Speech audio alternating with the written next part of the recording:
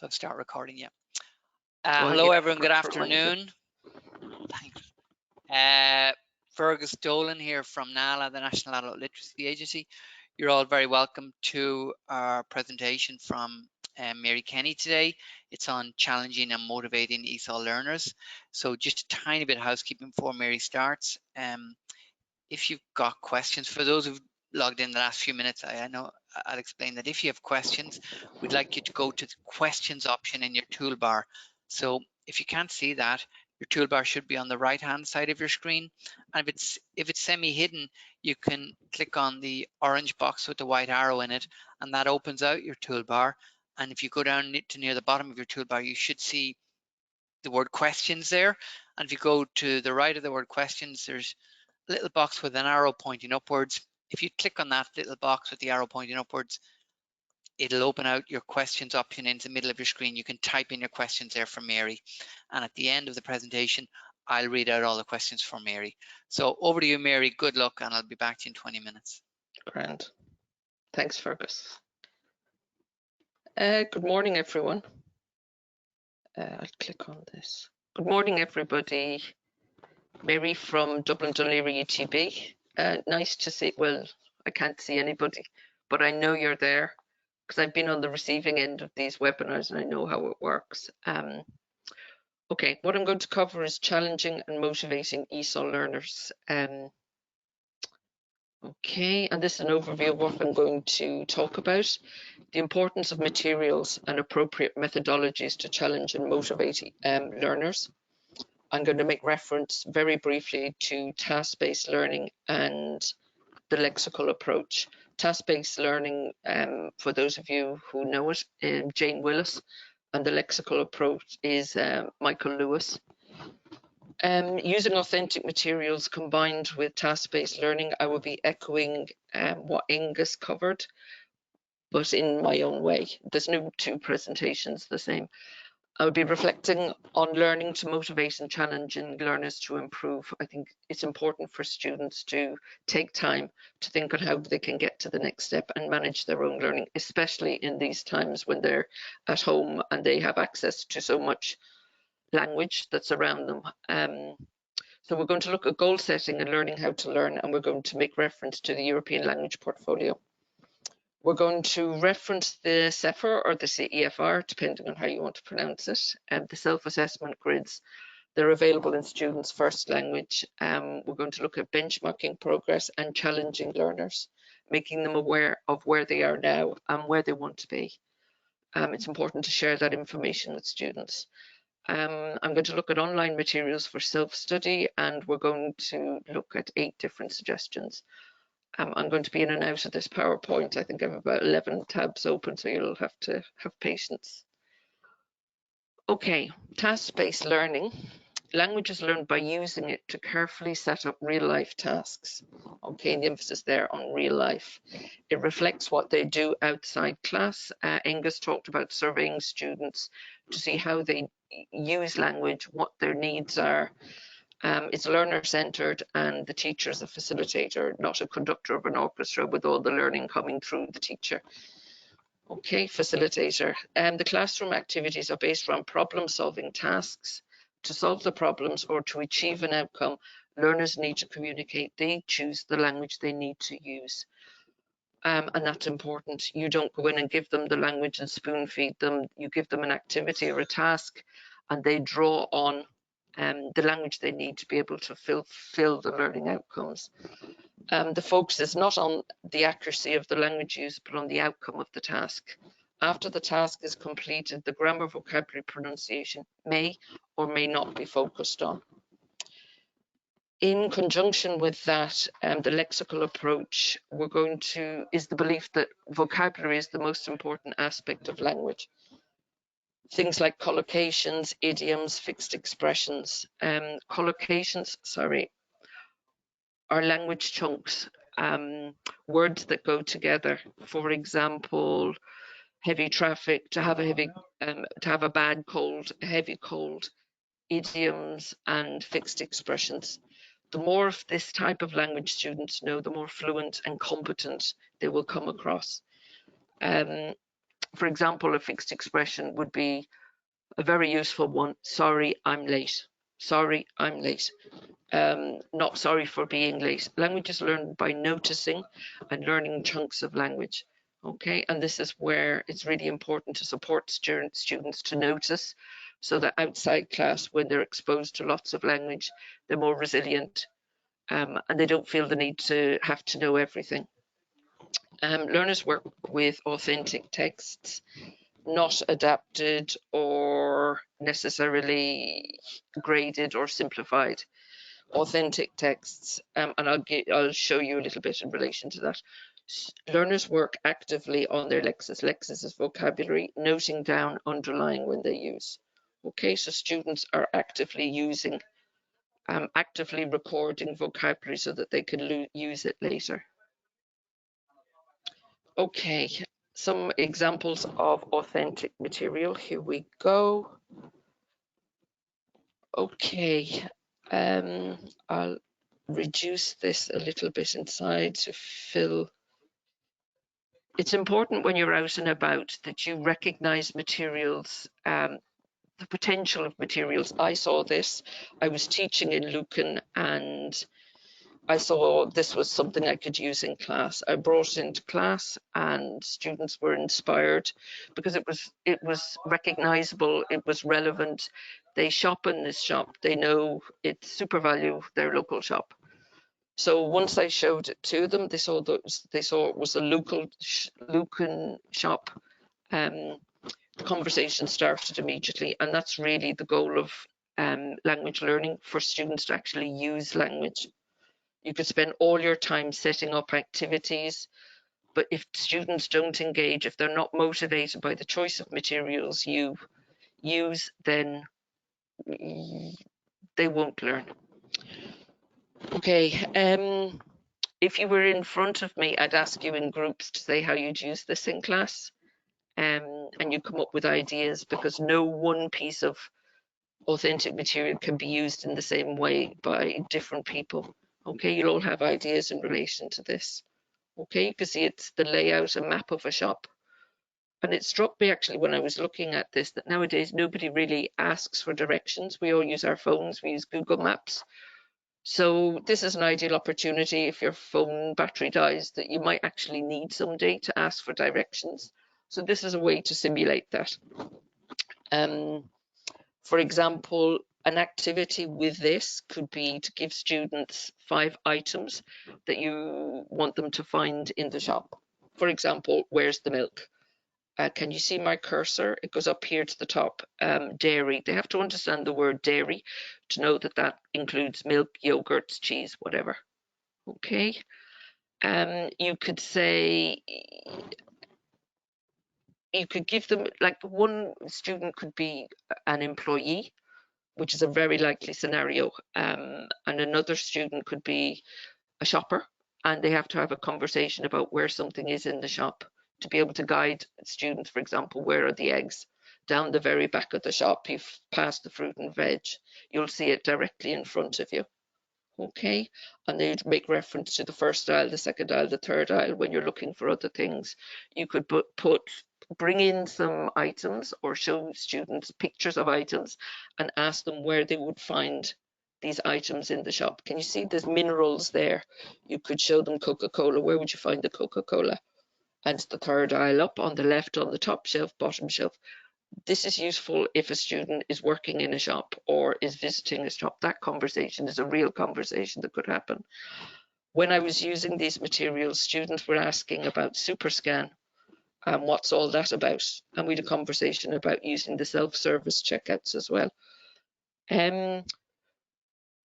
So authentic materials really are to inspire learners to interact with your materials and relate to the content of your lessons. And then when they go out into the real world, they're not so daunted by the language that's all around them. Can you see, you could ask students to find a cake for a birthday party, fresh cake, and they would have to go to the counter and maybe get it decorated or whatever. Okay, so this is just a springboard for classroom activities. If I had you in front of you, you'd be doing the work. Okay, just let me check. They could find pizzas. They'd be in the frozen food section. Salmon would be, they'd have to go to the fishmonger maybe. Okay, so that's that.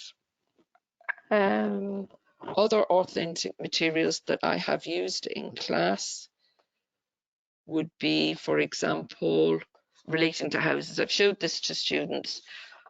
They recognize this particular estate. It's a local estate near where I gave class.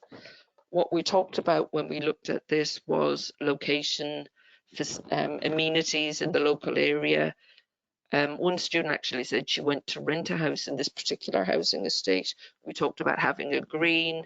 We talked about a rough area. All this language came up because students recognized this particular estate. They recognized where it was geographically within the local area. Okay. And we talked about to buy, how much this would possibly be, or to rent, how much this would possibly be. A lot of conversation around that. Okay, from just a simple recognizable picture. Here we go into more detail, and the important thing about using authentic materials is that you don't grade the materials, you don't sanitize them for classroom use, you don't simplify or grade them, you use them as they are. What you do is you grade the task that you want students to do. Okay, so with this, I put you in groups again, and I'd ask you how you'd use this. Different things you could use. I would use this actually with students who were A1, A2, and all the way up B1, B2. So if you have a mixed ability class, once they recognize the materials and are interested in engaging with your authentic materials, that's where your lesson and your class will spring from. This is a springboard for a lesson. Okay. Students could look at this and imagine they were phoning the estate agent and asking questions that are important to them. What's important when you're looking for a house to buy? Privacy, is the back garden overlooked? And you give them this language when they're trying to explain. Questions like, is there somewhere to put your bikes and your lawnmower? And you would talk about a shed. It's there, a block-built shed to the side. A lot of the language in these descriptions are quite pompous and highfalutin. Okay, afforded with exceptional privacy, you can see there, very alienating. The important thing is for students to find the information they need or they're interested in, skim and scan through materials, and following a lexical approach, ideally located. You could ask students to find expressions that relate to where something is ideally located, that's a collocation. A short drive to Liffey Valley, a short drive from Lucan Village. Okay, ask them what's important to them when they go house shopping. Okay, and there's the asking price. Again, a little alienating. But the thing is, with this, you take from this material, you could even focus just on the pictures. Okay, students could focus on whether the rooms look sunny or they're tidy. If in the bedroom there's built-in wardrobes, you can't see from this picture. There's no picture of the back garden, but there is information here about the dimensions. You see the room dimensions in meters and feet. Again, your numeracy, or if students are queuing up for an hour to go to Woody's to paint their rooms, they would need to know how much paint to use. And this is something that could spring from this discussion. Okay, it says here, car parking for 6 cars. When I used this with one group of students, they were saying, how could you fit 6 cars in a drive? You'd need a valet to get them in and out. And then somebody said they parked them on the grass. So lots of real life communication and interaction, and students being interested in each other. Okay, and the materials as a springboard for conversation, and your collocations, which are word combinations, words that go together, will spring naturally from these discussions. Again, not to throw the baby out with the bathwater when you're choosing materials. Yes, some materials that you can download that are available and commercially available. You're downloading from One Stop English, from the BBC, from the British Council. Just recognize the value, and this is something your students do in real life. They share houses sometimes. Okay, so this is an interesting, you can adapt it, you can put a picture of a house, you can, okay, the ideal person to share a house with, they have real life experience of this. So build your class around this. Okay, student A, student B, information gap. This is task-based learning. One person has information that the other student doesn't. Again, something as simple as this. Nowadays, students, you need to find out what students write and what tasks, writing tasks, are real life. There's lots of potential in something as simple as this. I've collected a few of these from my local centre and asked students to fill them in, and to actually get them to fill it in on a straight line and using capital letters, maybe, so that their writing is legible. Things like, maybe now that they're at home, they could be clearing out their house and they've things for sale, maybe ordering skips and things like that. And they could write for sale, child's bike, or things like that. Or it could be for employment, lady available to do child minding, etc., etc. And this is something they could actually, if you bring in the actual card for the notice board, they could actually go and put up on the notice board. Okay, wanted sofa, must be under €200 or whatever. These are real life activities. It's hard to simulate. Writing. This is another activity I did. Real life. It's not sanitized. It's not, I didn't take anything out of it. I didn't say that's going to be a bit difficult. We're not going to use that. So using this, it's actually a little leaflet that I picked up. And the questions go from easier to harder, to inspire different levels of learners and the fast finishers, etc., etc. Okay. Right, I'll just go back to where we were. Okay, so that's authentic materials and how you use them and adapt, or you don't adapt them, you adapt the task, you don't adapt the materials, you don't reduce it, cut out a paragraph, they're not going to understand that. If the motivation is high enough, they will want to, and that's half the battle. Okay, so to get students actually reflecting on learning and how they learn best, I'm going to go to the Council of Europe website, the self-assessment grid. I have this open. Okay. There are a lot of different templates in the European language portfolio. This is actually the language biography. I think there's about 47. I've reduced it to, I think, 6. Some are better than others. Just go through them. Ways I learn best. Ask students to reflect on this. Okay. Your past learning experiences, what went well, what did you enjoy learning, what helped you learn. Okay, presentations in class, summarizing is an important skill for further study. Doing research online, reading, mind map, doing puzzles. Okay, planning for learning now. Working alone in a quiet place, working alone with music, working with a friend, working with a group of other students, etc. What prevents you learning? Okay, for students to reflect on this. Okay, especially at this time in busy households, how are they learning? Using dictionaries. Okay. Taking control of your time. Okay. They're self-explanatory, really. Find the ones that suit you and your learners. How am I really using my time? What's the reason? What are you up to? What percentage of your time was not spent studying? Okay, the idea of concentrating and getting through and developing this in students who may not be used to studying. Do you think you've learned enough? Could your session have been more effective? Etc., etc. After a particular lesson or in general relation to classroom learning, did you study individually or in a pair or group?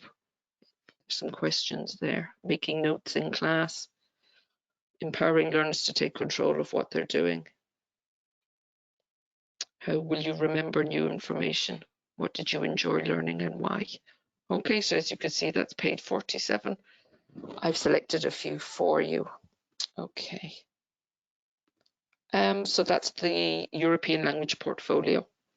Students reflecting on their learning and taking control of what they're doing, especially at times like this. Reflecting on learning again and motivating students to improve. I'm going to go to this one, the Council of Europe. This is important. It's, okay, here we are. I think I did those backwards. The Common European Framework of Reference, the CEFR, and there you have it, available in other languages. I'll show you it in English. What this is sharing learning outcomes with your students. I'm going to increase it here so you can see. So students understand if they have a spiky profile. Why is this? Okay, I'm in a B1 in speaking, but I'm in A2 in reading and writing. And just sharing this information with them. What are you able to do? It's also available, as you could see, in other languages. There you have Russian, Lithuanian, Latvian, some of the languages our students speak. Okay. Okay. Right, online materials for self-study to challenge learners. Some of your students are probably motivated and able to work independently to challenge themselves to improve their language skills. They just need to be pointed in the right direction. They're willing and able to. You need to guide them and send them off on their way, especially at this time when they're not learning face-to-face with you. Now is a good time for students to reflect on and evaluate their learning. What do I need to improve and how can I do that? And the notion of moving up a level, how do I do that? There's something for everyone to work on at their own pace and for them to get feedback on their learning as well as be challenged. Okay, number one, graded readers. Maybe some of you know this, but Oxford University Press have just made 149 graded readers available for free, only unfortunately to the end of June. There are 25 books at A1. You just register and choose a book.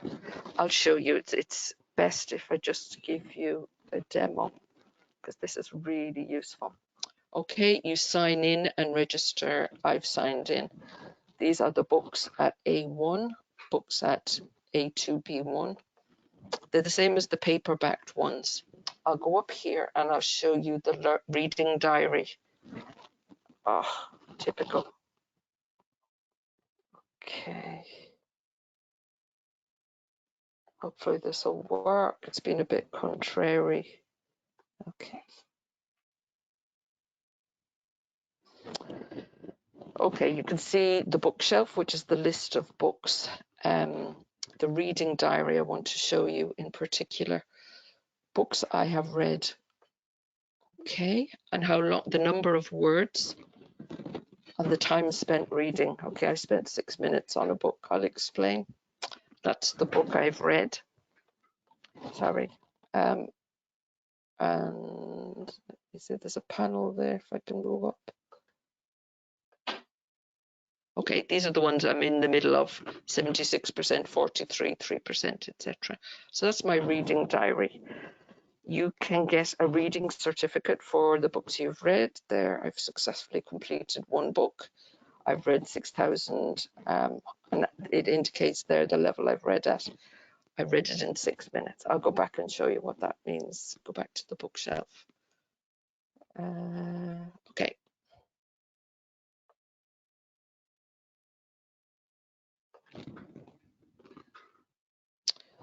Okay, and you choose, there are the books at A1.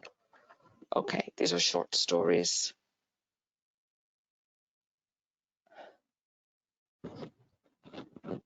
Talk amongst yourselves. Okay, Crying Wolf and Other Tales. You click on the pages and you open them, same as in the characters. And there's a little here where you can click on to here, go to the end of the book. You can see at the end of, there's a glossary, which is very useful. There's a lot of the same as a real life. Okay, so very motivating for students. They start at one level, and here, this section, the knife is very click on the space and they write in a word and they can get feedback. Go across here. You can get your answers corrected there. Okay, and get your reading certificate. And also, if I go back here, no, it's this one. Okay, it can show you how much you've read of each book. Okay, so that's only available, unfortunately, until the end of June. Make the most of that. Send that link to your students. Okay, from current slide. This has been featured before, but I think the breaking news one was shown. There's also news in levels. And I liked the news and levels one because there's a vocabulary test to give students feedback on where they are at in their learning. You see some of these you have to go into. Okay, which one? That's this one. The annoying thing about this one is all the ads that are around. Okay, so you have a text here, special emergency landing level 1. You can look at it at level 2. It gets more complex, and you can look at it at level 3. You can also hear you can hear it read to you. Okay, there's also a test, which is basically a vocabulary test, if it'll cooperate with me. See all these things I've been clicking on. Okay. Mark the words you know well, and the students just click on the words they know, and it will indicate what level they are and what level of text they need to read. So that's giving them feedback on where they're at the moment, and it's something they can do independently at home. All these tabs open. Okay.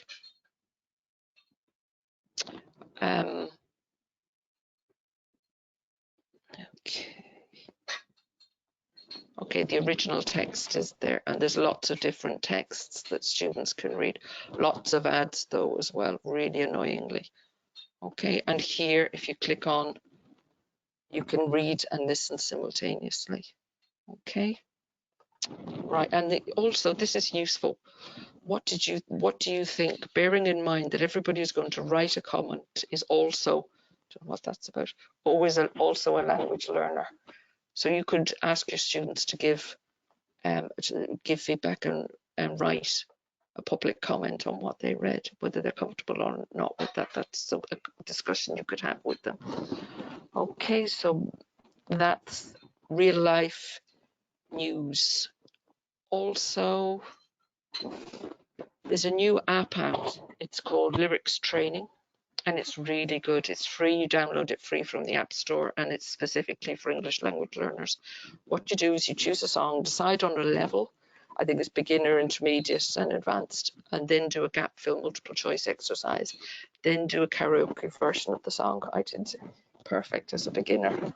I did very well. Okay, you can easily replay a specific line of a song if you didn't catch it. It gives you a score so you can track your progress, and it should be motivating for students so that there is an element of improvement and challenge in it. Some of the songs that are available are those, they're recognizable songs. Okay. 3 apps that have been made available at CEFR levels A2 and B1. And there's also Quiz Your English, which is really good. It's very interactive for students who want to challenge themselves against another person. Download that and have a look, because it covers all levels, and there's sort of a leaderboard and you can challenge. The first time I went on, I ended up challenging, it came up, I ended up challenging a student from Iraq. I just had to bow out because, do you know what I mean? Anyway, have a look, Quiz Your English, that one's called. These books have been made available amazingly, and I'll send you the link so you can download them. I'll show you the Key English Test. It's an incredible resource that's just been made available for free. It's 136 pages at the lowest language level.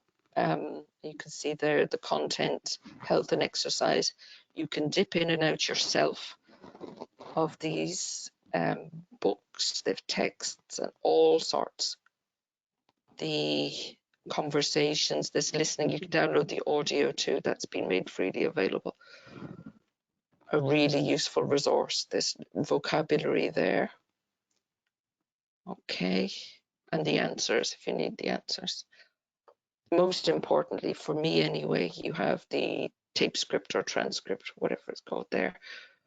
The biggest issue I find with students who are living here is that they're hearing so much language around them that they need to equate what they hear to how it's written. And these short little listening texts with the transcript are absolutely ideal. Okay, the language for normal everyday interaction. And that's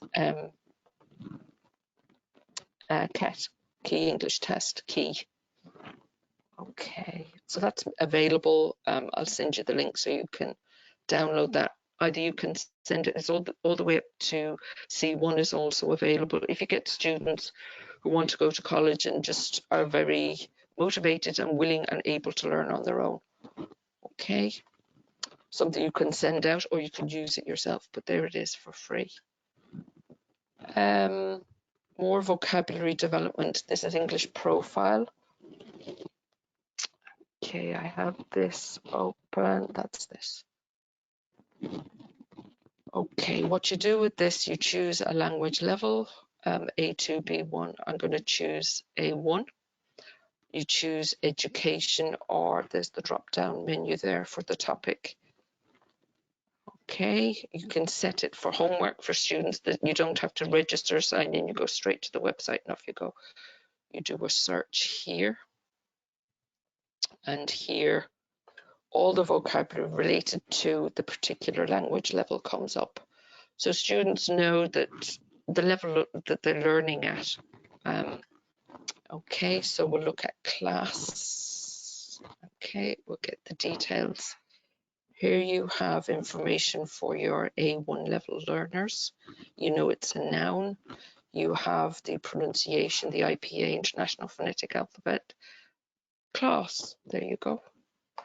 Can click on it. Dictionary examples, really important learner example as well. Sometimes I don't like definitions. A group of students who have lessons together, it doesn't show you how the word is actually used in context. Sample sentences like these are much more useful. So there's class as a lesson. Then you have the other levels.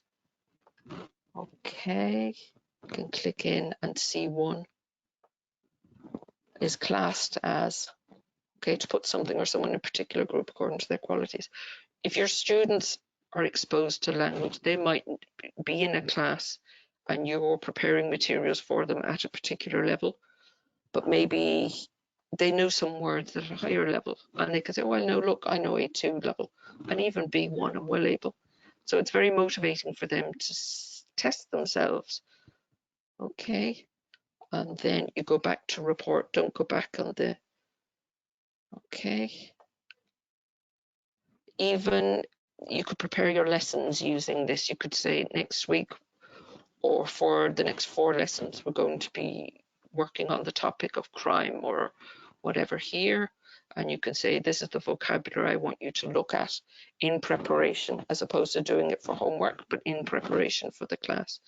Go into search and you can assume that students will have looked at this vocabulary. Oh, it's only police at A2. Okay, play around with it. Send your students the link. There's lots there for them. Okay, so from current slide, that was vocabulary development. The Vocabulary lists, I'll show you those in a moment. They're available. You could give those to students. And when you send materials like this home, maybe one student is in your class, but their spouse, their children, their teenagers can access this same material. The graded readers, for example, the whole family could be logged in and looking at. You don't need to pay for now. And this English profile, you don't need to pay. So that can be shared with the whole family. And that list of graded, here we have it, from 2020 vocabulary lists. Some of you might know this, be very familiar with this. Alphabetical order, so students can check themselves what they know and what they want to know, the next steps in their learning, can challenge themselves. You can set this for homework as well, by topic, the second part of the, okay, there's a lot there, hobbies and leisure, they can go and they can check what they know. So there's lists at A2 and B1. I'll send you those after. Apologies if you know all of this. Okay, from current slide. Writing practice, some of you might know this. Write and Improve became available. It's free. Students choose a topic, write a text, submit it, get feedback on spelling, grammar, and vocabulary via artificial intelligence, AI. They get a grade and they resubmit to improve and get a new grade. There are badges which reward improvement. Class view is for teachers. It's part of Write and Improve. You assign work, see who's done it, and track students' progress. I think it's free for 2 months. No email addresses needed. I'll just give you a quick demo. I did this myself. Write and Improve is this one. Okay, so I said, who was your favorite? See here, write sentences to answer questions about a teacher. You to answer these 3 questions. This was my attempt, not particularly successfully, to write between 50 and 100 words.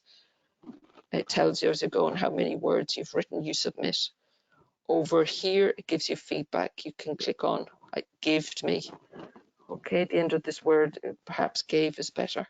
Okay, so it identifies some of the mistakes. And there's information here about what the different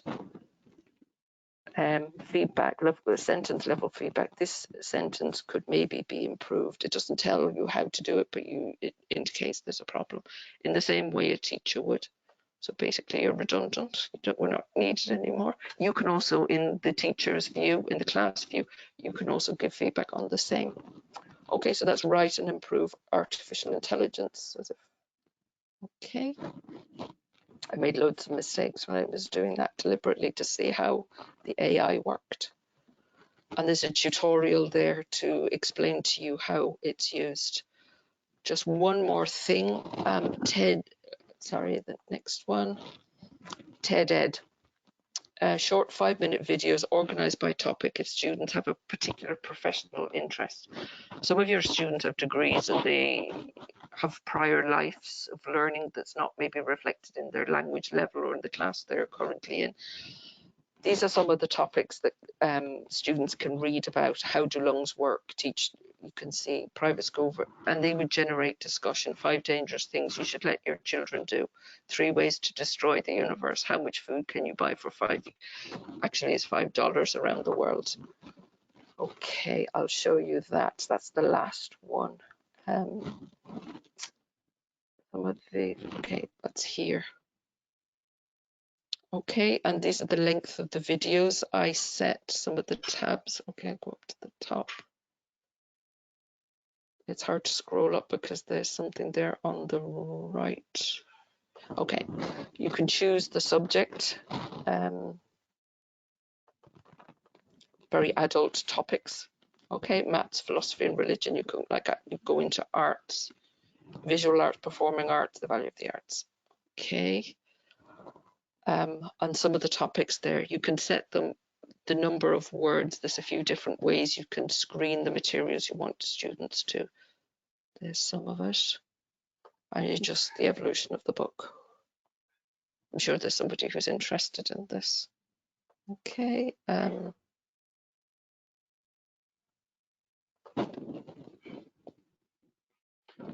Okay, you just click on them and you can get the subtitles, put the subtitles on them.